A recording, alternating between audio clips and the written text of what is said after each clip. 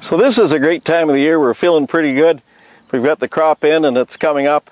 It gives us a chance to analyze what we've done correctly and what we'd like to do better next year. You only need some simple tools when you're out walking the field to carry along with you to analyze your plant stand and analyze your soil conditions.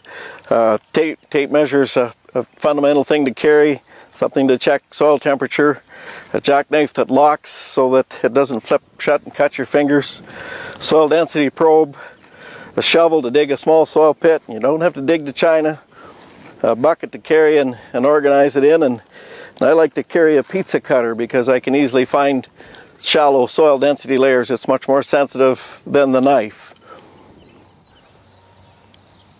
So let's put these tools to work in this field. We walk in and we take a look here and we can see that it's planted in soybeans planted in 15-inch rows, and we've got some good healthy plants coming up, and we've got some plants just emerging and a variety of different population issues. So what are the issues here?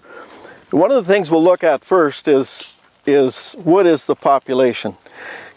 We know what we planted based on the number of pounds of seed we used or the number of seeds we used. How many actually came up? So the easy way is to take 1/1000th of an acre, which is 17.5 feet. So you need your tape measure. Count the number, that's in a 30-inch row. Count the number of seeds in the 15, multiply times 2. In this row here, we've actually emerged 81,000 in the 17.5 feet, which is 162,000 plants per acre.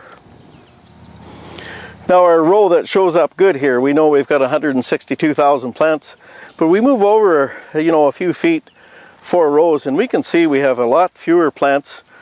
We know that the planter planted it, so it's not a planter problem necessarily. What is the problem? So visually we have a number of issues. We can see that this particular row, the beans are quite slow, quite behind in their development. So above the surface we can see we have a lot of residue, we can see we have undulations, but what happened below? Why are these plants behind? So we can see that there's, visually see that there's a lot of differences in the seed bed itself, but in order to find out what we actually did, we need to get down and dig and see where the planter actually placed the seed. And we can see where this seed here, he was laying basically on the surface, and these two here were between 1/2 and 1/4 of an inch deep. One of the things that we can make decisions on is on how to handle residue is with temperature. If we look at temperature below the residue, we're looking probably at 55 degrees below the residue, but out here on the bare ground, our temperatures are up over 80 degrees. So significant differences in soil temperature. The other thing that you notice when you look at this field, it's very uneven.